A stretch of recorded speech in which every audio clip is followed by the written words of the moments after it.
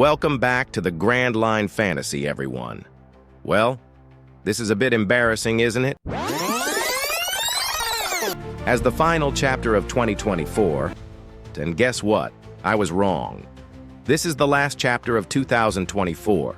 I genuinely didn't see that coming after chapter 1134, but hey, I'm not complaining. We get more One Piece, and who doesn't want that, right? One Piece. Chapter 1135 just dropped. All right, let's dive straight into it, starting with this week's cover story, Tama kicking the crap out of Hold M. Yes, you heard that right. Honestly, I thought Yamato would swoop in and rescue her, but nope. Tama has leveled up and can handle herself now. But here's the thing. I still don't know where Oda is taking this cover story. Like, what's the end game here? Hopefully, we get some interesting stuff in the future. Moving on to the chapter. We're introduced to Bibelot, the head librarian of the Owl Library. This guy, or owl rather, has the Iko Iku no Mi fruit, which makes him the nurturing owl. Or, as it's translated in English, the rear fruit. Not entirely sold on that translation yet, but the idea of an ancient owl who can gigantify books? Lilith has the most knowledge about the devil fruits.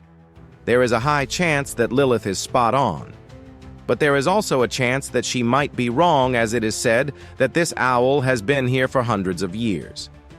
Either way, Bibelot is a fascinating addition to the lore. I am looking forward to exploring more about him. Now remember how Chopper can talk to animals? It's one of his many skills, but he hasn't used it much since the time skip. This feels like the perfect opportunity. Logically speaking, Chopper can directly ask the owl about the gigantification, and I think he should, because I would love to hear what this elderly owl has to say. We then cut to Luffy's group, where Luffy is having the time of his life swinging on the giant swing. The little giants, on the other hand, are terrified. You see them hanging on to their lives. We get this classic gag of Nami beating the crap out of Luffy. Like, Nami really might be one of the strongest characters in the series, and beating an Emperor of the Sea is not a small feat. The kids go crying toward Gerd, and in another gag of little pervert kids, we get this panel of a kid fondling Gerd's breasts, just like Momonosuke and Wano. Then there's this moment where Luffy and Usopp chat about how Elbaph isn't what they expected. Surprisingly, Usopp is totally okay with it. Elbaph was supposed to be his arc, the place where he becomes a brave warrior of the sea. So, seeing him unbothered by Elbaph abandoning its old ways? That's intriguing. This will definitely play a huge role in his character development. Then we see Colin trying to attack Luffy. He swings his giant wooden sword toward Luffy, and the sword just breaks on impact. This panel weirdly reminded me of when Queen attacked Sanji with his sword at the Wano battle, and it just shattered on impact. Just like this. That was such a fun callback. Luffy then goes into Gear 3rd to attack Colin, which feels like a bit of overkill. What's interesting here is that Luffy didn't use Gear 5. I know it would have been a lot of an overkill, but since the introduction of Gear 5, Luffy has rarely used his other gears. This is also interesting because Ripley said she wanted to see Luffy's Nika form. Luffy could have just used Gear 5, but he didn't, which makes me wonder if there's more to this. We see that Luffy is happy to know that not everyone on Elbaph is spineless. Colin is super excited to meet Luffy. All the other kids at the school are calling him names. Apparently, Colin is the delinquent kid at school who doesn't hate violence and is excited by things like war, as we saw when he was with Shanks. We then get this huge reveal. Ripley is Colin's mother. She acknowledges her son's effort, saying that was a great strike. Looks like Ripley is not shying away from teaching her son the old ways of Elbaph and its glory. We also learn that Colin is a half-giant and his father is a human. Now, there aren't many humans on Elbaph. The only human we see on Elbaph are the Straw Hats and the mystery silhouetted man. It has to be him. There are all these theories about who he might be. Some say it's Shiki, but I think it's Gaban. Yes, it's Scopper Gaban. Colin also says his father was a pirate and isn't afraid of the giants. It would make so much sense if it's Gaban. Or maybe Oda is just fooling us, and this person turns out to be a completely new character. The most amazing panel of this chapter was of Sanji.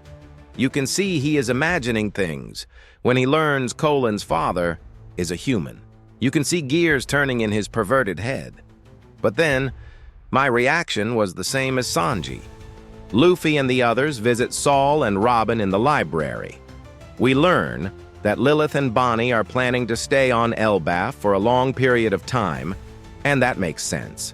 Lilith wants to set up a lab here to revive Vegapunk and Kuma, and Elbaph would be the perfect and safest place for Lilith and Bonnie right now.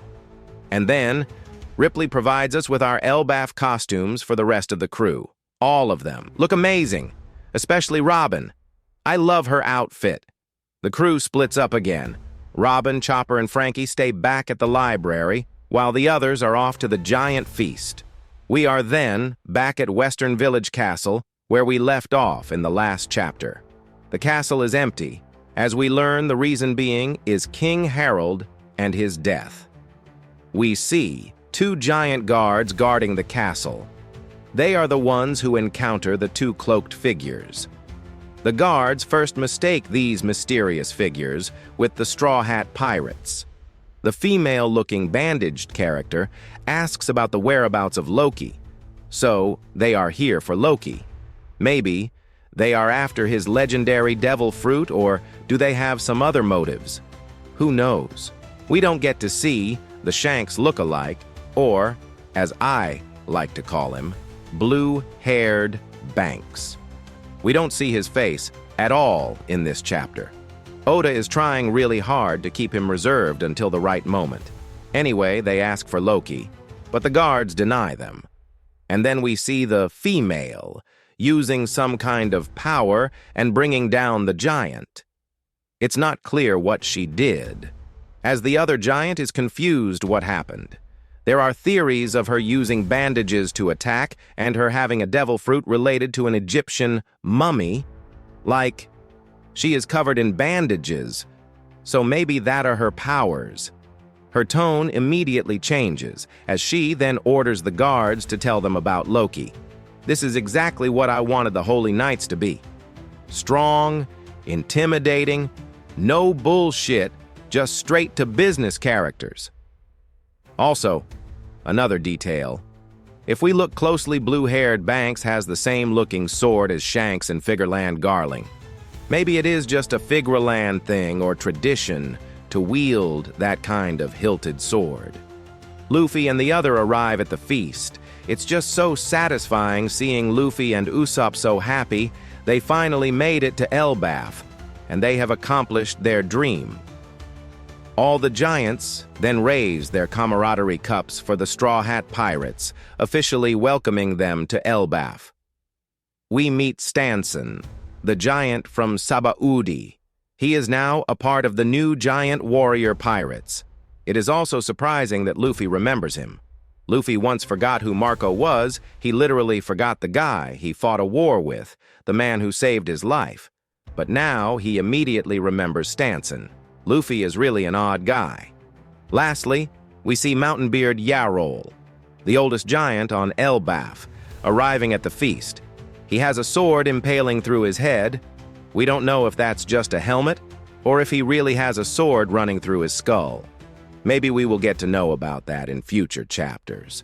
So that was it for the actual last chapter of 2024. It was a decent chapter, with lots of theories and speculations to do on various things. Who is Ripley's husband? How did he have a kid with her? So many questions. But all we can do is wait and speculate. If you like this video, please do like, share, and subscribe to the channel. That would help grow this channel and bring you more amazing content. Until next time, keep dreaming big and sailing the grand line.